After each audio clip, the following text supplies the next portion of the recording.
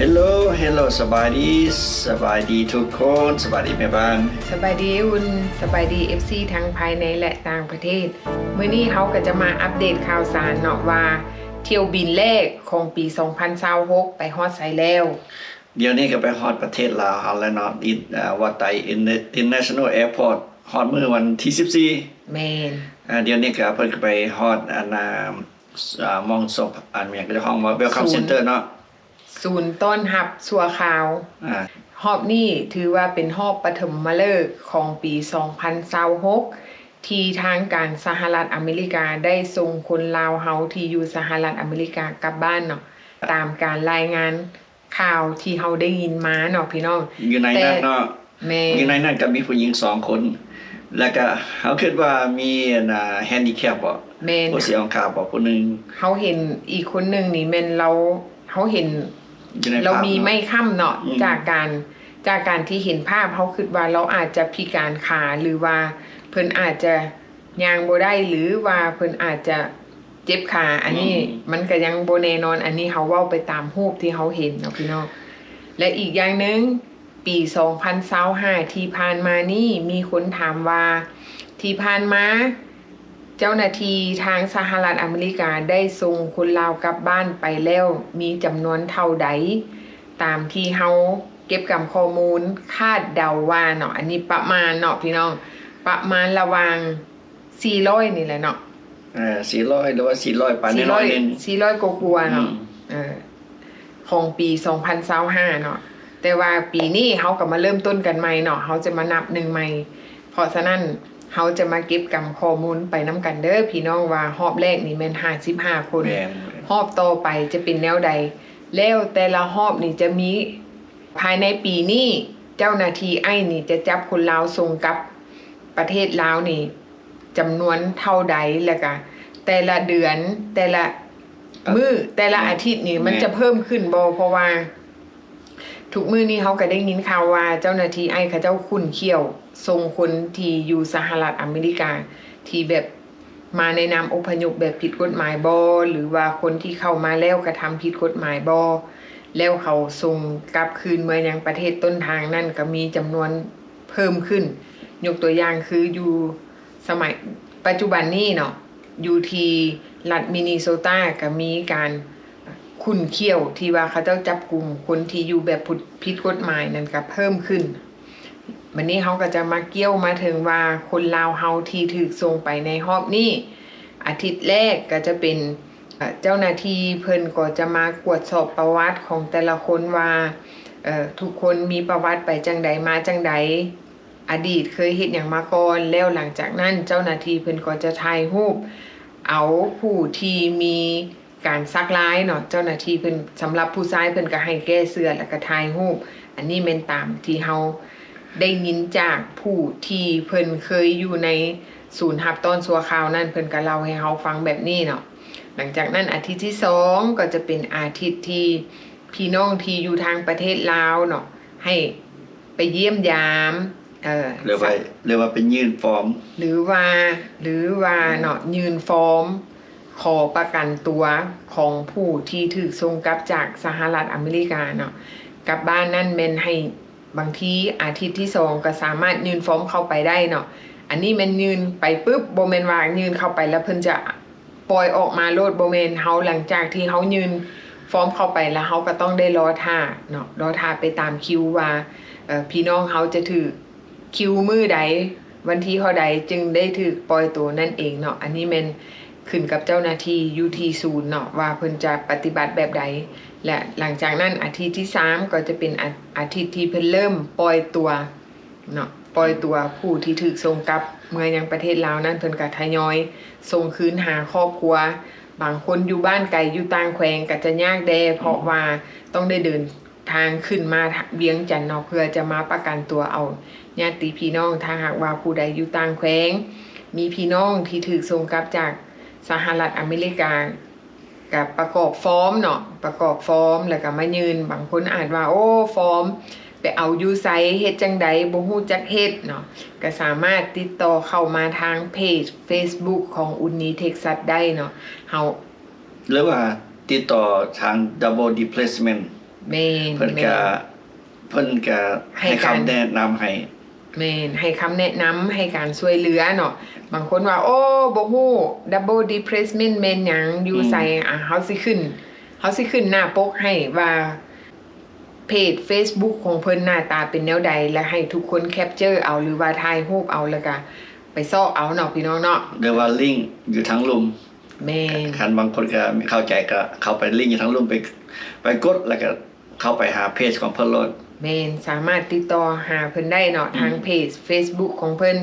ถ้าหากว่าพี่น้องที่อยู่ต่างแขวงต้องการความช่วยเหลือโดยที่บ่ฮู้จักไผอยู่เวียงจันทน์บ่ฮู้ว่าโอ้ขึ้นมาเวียงจันทน์แล้วสิมาติดต่อหาผู้ใดสิไปทางใดบ่ฮู้ทางใต้ทางเหนือเพราะว่าบางคนก็บ่เคยขึ้นมาเวียงจันทน์เลยเนาะแล้วก็มีอีกผู้หนึงที่เป็น FC เฮาเราเบิ่งคลิปเฮาตลอดเฮาก็เคยออกคลิปไปก่อนหน้านี้ที่ว่าน้องสาวซอกหาอ้ายเพราะว่าเห็นอ้ายออกซ่องอุนีเท็กซัสเนาะแล้วเราก็ติดต่อหาอ้ายบ่ได้เลยโดยที่เราเห็นรูปที่เฮาโพสต์ลงไปว่าอ้ายถูกเจ้าหน้าที่อ้ายจับเราก็พยายามติดต่อหาอ้ายเราและหลังจากนั้นเมื่อวานนี้เราก็โทรมาแม่นเราโทรมาแจ้งข่าวว่าอ้ายเราฮอดประเทศลาวแล้วด้วยความปลอดภัยเราก็ดีใจแล้วก็โทรมาขอบใจแล้วก็ขอความช่วยเหลือเขาก็ได้ส่งฟอร์มไปให้เราเพื่อเราจะได้ประกอบเอกสารเพื่อจะมารับเอาอ้ายอยู่ที่เวียงจันทน์เฮาก็ดีใจนำเพิ่นนะที่ได้พ่ออ้ายแม่นเวลาก่อนเพิ่นสิฮู้เพราะว่าอ้ายเพิ่นไปฮอดลาวสุดนี้ล่าสุดนี้อ้ายเพิ่นก็เลยเจ้าหน้าที่ให้เจ้าหน้าที่โทรไปหาน้องสาวน้องสาวก็เลยพามาบอกเขาว่าอ้ายเดี๋ยวนี้อ้ายเรามาฮอดลาวแล้วบางคนอาจสิจื้อบ่ได้อ้ายเราแม่นไผจื้อได้บ่ผู้ใดเคยเบิ่งคลิปที่ผ่านมาเนาะเราหันบ่จื้อชื่ออ้ายและเราได้ไปซอกเอาชื่ออ้ายอยู่ข้างเฮือนแม่นคือเฮือนคือเฮือนอันนี้คนเวียงจันทน์ห้องข้างเฮือน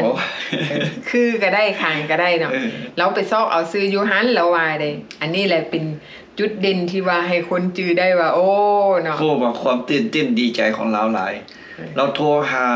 มาเฮาระหว่างโมง1ตอนเช้าตอนนี้เฮากำลังหลับนอนอยู่เพราะว่าเพิ่นบ่ฮู้โมงเด้ว่าโมงอยู่เมืองลาวกับโมงอยู่อเมริกามันโมงแบบบ่ถือกันบ่ตรงกันแต่ว่าความที่เพิ่นตื่นเต้นดีใจเนาะได้ยินข่าวปุ๊บเพิ่นก็โทรมาแล้วโทรมาทับอิดเฮามิสคอลรับบ่ทันแล้วเพิ่นก็โทรมาเทื่อที่2อีกเฮาก็เลยบอกว่าโอเคดีใจนำเพิ่นขอฟอร์มนำเฮาวันนั้นบอกวันนั้นตื่นแล้วหาสิส่งฟอร์มไปให้วันนั้นก็ส่งไปให้เพิ่นเฮาก็ฟ้าวส่งฟอร์มให้เพิ่นก็ดีใจนำเพิ่นเนาะเฮาก็ดีใจนำดีใจอ้ายน้องที่บ่ได้พ้อกันมาก่อนก็ได้พบได้พ้อกันเฮาก็บอกแล้วว่าโอเคหลังจากได้ฟอร์มแล้วก็ประกอบเอกสารแล้วก็มาหับเอาอ้ายอยู่ที่เวียงจันทน์ฟังเสียงเราก็อีต้นแม่นเนาะคือแต่ว่าไปซอกซื้ออยู่ข้างเฮือนนั่นแหละเนาะแม่นไปซอกเอาวันเดือนปีเกิดซื้อแม่ใครแต่อ้ายเราโทรไปหาเนาะก็ยังไงก็ดีใจนะเพิ่นวันนี้ไผอยากไปยามพี่ยามน้อง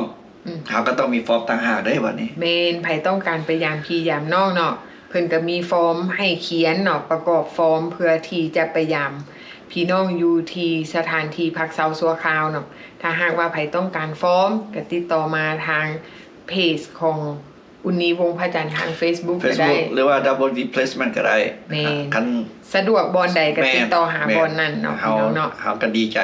ยินดีที่เฮาสิส่งให้มันเป็น PDF ไฟล์พี่น้องเฮาส่งไปให้ทาง Facebook Messenger แล้วพี่น้องก็ไปแบบพรินต์ออกเอาเนาะแล้วก็ฟิลฟอร์มเอาและอีกอย่างนึงตามที่เฮาเห็นอยู่ในรูปภาพเนาะหลังจากที่พี่น้องลาวเฮาได้ไปถึงประเทศลาวแล้วไปอยู่ที่ศูนย์พักเซาซัวคราวนั่นเนาะเขาเจ้าก็จะมีการเบิกผ้าเช็ดตัวเครื่องใช้ประจำตัวเนาะของใช้ที่จำเป็นบ่ว่าจะเป็นยาทูแค้วแป้งทูแค้วแล้วก็แจกเกือบแตะให้แต่ละคนแต่ว่าสิ่งที่เฮาสังเกตได้เครื่องนุ่งที่บรรดาคนลาวเฮาที่ถูกส่งกลับเนาะยังใส่สุดที่ขึ้นยนต์จากสหรัฐอเมริกาที่เพิ่นถูกกักขังอยู่ที่นำเจ้าหน้าที่ไอซ์นั่นเขาเจ้าให้เปลี่ยนเครื่องให้ใส่สุดแบบเดียวกันเนาะแม่นเขาเจ้ามีสุดให้ใส่คือสุดนักโทษเนาะ เวลาไปฮอดลาวก็ใส่สุดนั่นแหละขึ้นยนต์เมืองเนาะบางคนก็ได้แต่เครื่องคาคิงบางเทื่อเฮาก็บ่ฮู้ว่าบางคนเขาเจ้าก็มีแบ็คแพ็คมีเครื่องแพ็คของเฮาเครื่องใช้ส่วนตัวของเฮานี่แหละเมื่อน้ำบางคนก็ได้บางคนก็บ่ได้อันนี้มันขึ้นกับเจ้าหน้าที่อยู่ทางสหรัฐอเมริกาบางเทื่อเขาเจ้าก็เตรียมให้เฮาทันบางเทื่อก็เตรียมบ่ทันบางครั้งมันอาจจะเป็นไฟลท์ที่แบบว่าพิเศษเขาบ่ฮู้ว่าบ่มีตารางที่แน่นอนว่าโอ้มื้อนี้เด้อเขาบ่ได้บอกเฮาล่วงหน้าว่าข่อยสิส่งเจ้าเมืองลาวมื้อนี้จักโมงเท่าใดโมงเขาบ่บอกมีสเกจ u แม่นทันใดทันนั้นรถแม่นอีกอย่างนึงเนาะไผอยากโดเนทไปซื้อเครื่องไปให้ที่คนไปฮอดใหม่มองกันWelcome Center บาง organization ก็จะซื้อก็จะห้องแค่แพ็คก็จะซื้อเครื่องใช้ส่วนตัวแล้วก็ไปไปซอยเอาไปซอยไปส่งบางครั้งบางคนอยากอย่างซื้ออาหารไปซอยก็อยากส่งไปซื้อไปซอยได้แม่เนาะและอีกอย่างนึงถ้าหากว่าใครต้องการอยากเป็นส่วนหนึ่งในการช่วยเหลือคนลาวเฮาที่ถูกส่งกลับเมืองยังประเทศลาวสำหรับคนใดที่บ่มีพี่มีน้องเนาะก็เป็นตาอีตุนเขาเจ้าบ่มีพี่มีน้องมารับทาง Double Depressment เพิ่นก็ให้การรับการ donation ถ้าหากว่าใครอยากมีน้ำใจซอยเหลือคนลาวน้ำกันแบ่งปันน้ำใจก็สามารถบริจาคบริจาคเงินเข้าไปนำโครงการของเพิ่นได้เพื่อเพิ่นจะได้ไปซอยเหลือพี่น้องลาวเฮาเนาะที่เฮาก็น่าเห็นใจนะว่าที่เฮาเบิ่งที่เขาเจ้าออกมาว่าที่เขาเจ้าเคยไป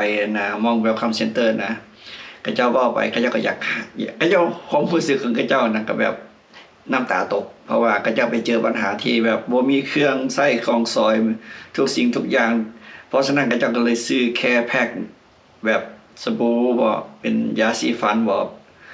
เป็นผ้าเช็ดตัวบ่เป็นเกลือแตะเขาเจ้าก็ซื้อเป็นไปให้เพราะว่าเขาเจ้าผ่านจุดนั้นมาแม่นก็คือคนที่ถูกส่งกลับเมืองสุดแรกเนาะสุด1สุด2คนที่เขาเจ้ามีประสบการณ์เขาเจ้าฮู้ว่าสิ่งที่เขาเจ้าผ่านมานั่นมีอย่างใดล่ะคนที่ถูกส่งไปฮอบล่าสุดนี่เขาต้องการอย่างใดเพราะฉะนั้นเขาเจ้าก็เลยให้การช่วยเหลือซึ่งกันและกันแม่นอันนี้ก็เฮาก็ดีใจเนาะที่เขาเจ้าเขาเข้าใจนะที่ไปเจอปัญหาแม่นและอีกอย่างนึงเนาะอันนี้มันหมายถึงว่าความสามัคคีถึงแม้นว่าเฮาจะบ่ฮู้จักกันต่างคนต่างที่มาต่างคนก็ต่าง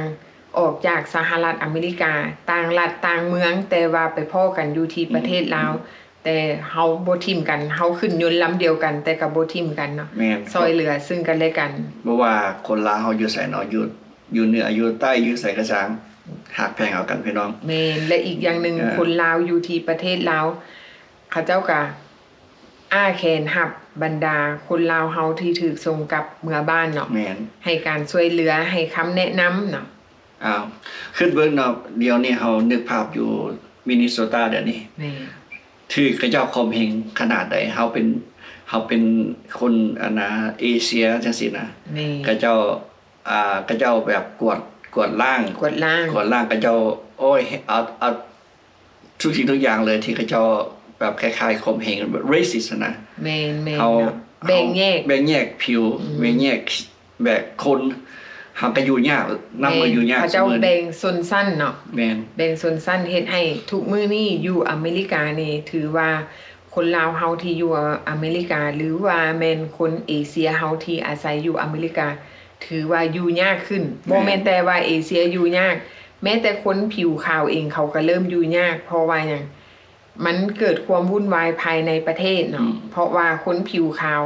บางคนก็ขาวล้วนเกิดอยู่นี่ใหญ่อยู่นี่แต่ว่าเนาะความสัมพันธ์ของเขาบางคนขาวอยู่แต่ว่าไปเอาเมียคนเอเชียไปเอาเมียคนต่างชาติไปเอาคนเวียดคนจีนคนแม่จังซี่เนาะมันเป็นพันธุ์ผสมไปแล้วแม่นแล้วเพราะว่าเฮาก็มีหมู่คือกันก็จะเอาเมียแม็กกับคนแม็กแล้วก็มีความรู้สึกที่แบบบ่พอใจที่ประเทศ ประเทศที่เขาเจ้า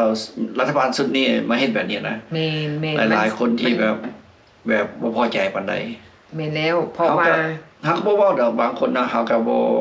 บางคนก็แล้วแต่ความคิดเห็นแต่ละคนนะเฮาก็มาเว้าเล่าสู่กันฟังซื่อๆแม่นมันเกิดขึ้นเฉพาะกับบางคนเนาะบางคนก็ได้รับผลกระทบแต่ว่าบางคนก็บ่ได้รับผลกระทบก็คิดว่าคนที่บ่ได้รับผลกระทบก็คิดว่าอ้อมันบ่เป็นหยังสำหรับข่อยเนาะแต่ว่าคนที่เขาเจ้าได้รับผลกระทบอันนั้นแม่นมันมีผลกระทบอันยิ่งใหญ่สำหรับชีวิตของเขาเจ้าเพราะว่ามันเฮ็ดให้บ้านแตกแสลกขาดเนาะเฮ็ดให้ลูกต้องได้ขาดที่พึ่งเมียก็ขาดที่พึ่งผัวก็ขาดที่พึ่งเนาะอันนี้เพราะว่าคนที่มีครอบครัวผัวเมียมันก็ต้องซอยซึ่งกันและกันลูกก็ต้องการพ่อแม่เนาะมันเฮ็ดให้ลูกกับบ่มีพ่อมีแม่ก็เป็นลูกกำพร้าพ่อแม่ยังเบิดนี่แหละเพิ่นว่าเนาะเพราะฉะนั้นล่ะเฮาก็หันไว้หน้าใส่กันเนาะว่าซอยกันแม่นคนลาวเฮามันเป็นมนุษย์คือกันเนาะแม่นบ่แม่นว่าเชื้อชาติใดก็สร้างแต่ว่าเฮาคิดว่าเป็นมนุษย์คือกันเฮาก็ต้องฮักแพงกันแม่นเพราะว่าเฮาซอยเหลือซึ่งกันและกันในนามคนมีมนุษยธรรมแม่นบ่ว่าชีวิตเฮาสิไปฮอดเมื่อใดเนาะมีแต่ความดีที่จืดจางมันความจื้อไว้เนาะมีแต่ความดีซอยกันเลยกันซึ่งกันและกันเพราะฉะนั้นเฮาก็ซอยกันเนาะฮักแพงกันเนาะฮักแพงกันแม่นทุกคนในโลกนี้แม่นมีเป้าหมายอันเดียวกันก็คือสันติภาพแล้วก็ความสุขเนาะพี่น้องเนาะเพราะฉะนั้นมีหยังก็ให้อภัยซึ่งกันและกันบางคนซังกันโอ้สิไปโทรให้ไอซ์มาจับเนาะอันนี้เฮาบ่ควรเฮ็ดเนาะพี่น้องเนาะบ่ควรเฮ็ดฮอดมื้อเดี๋ยวเจ้าหน้าที่ก็เจ้าหักมาซอกจับเอาเองเนาะเฮาต้องให้อภัยซึ่งกันและกันแม่นจังได๋ก็สร้างเนาะหักเอากันพี่น้องแม่เฮาคนลาวให้หักแพงกันเด้อพี่น้องเด้อพบกันใหม่คลิปหน้าเนาะถ้าหากว่ามีข่าวหยังอัปเดตเฮาก็จะมาเล่าให้ทุกคนได้ฟังโอเคบ๊ายบาย